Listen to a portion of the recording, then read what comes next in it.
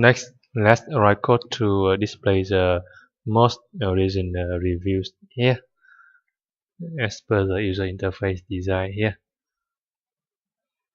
And first, we need to write a new method in the review DL class that returns the list of most recent reviews. So open review DAO class and we write a new method here. Public list review,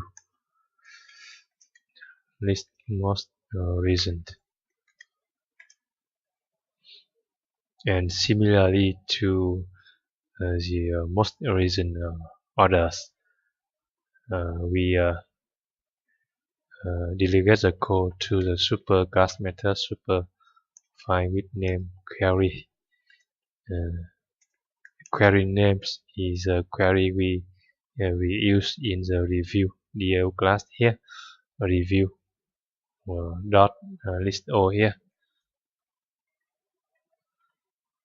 Paste, and we use the overload method that has three parameters.